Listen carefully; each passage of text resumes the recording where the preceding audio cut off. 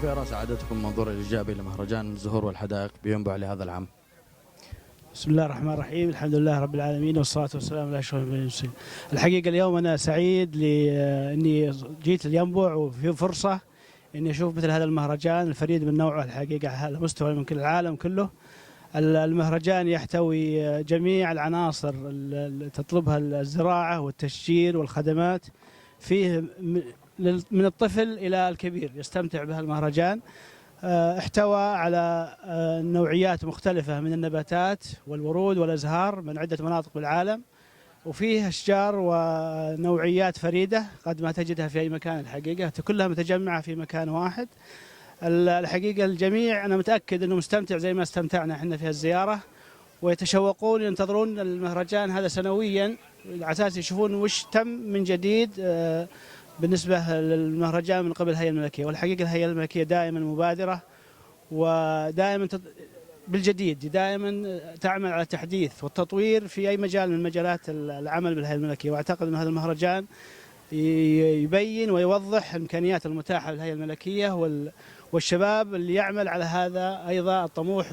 كل سنة يحاول يطور من نفسه ويطور من الأشياء اللي يعملها للمجتمع، وهذه أيضا شيء إضافة للمدينة. ومتأكد أنه أكيد في زوار المهرجان من عدة مناطق في المملكة، يمكن من خارج المملكة.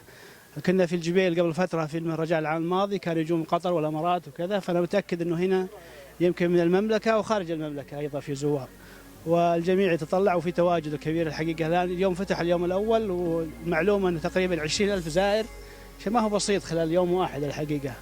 والحمد لله والشكر الحقيقة للهيئة الملكية وعلى رئيس التنفيذي دكتور علاء والزملاء في إدارة التشجير والإدارات الثانية المساندة، ونتمنى لهم التوفيق.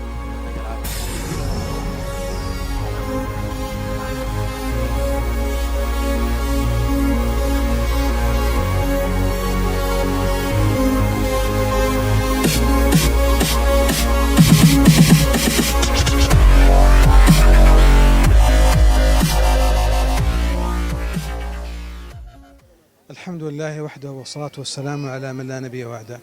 الحقيقة أول شيء نشكر سعادة الدكتور علاء نصيف وجميع الأخوة الزملاء القائمين على هذا المهرجان، وأسأل الله سبحانه وتعالى أن يجزيهم خير الجزاء على ما يبذلونه ويقدمونه في السعي في ازدهار هذه المدينة الجميلة.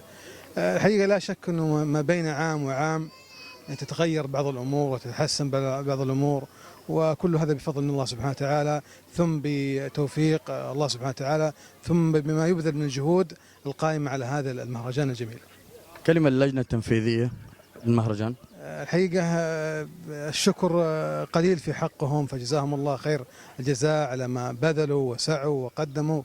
ولا شك أنه من أسباب نجاح هذا المهرجان هي توفيق من الله وشيء، ثم تضافر الجهود ما بين جميع الإخوة القائمين على هذا المهرجان.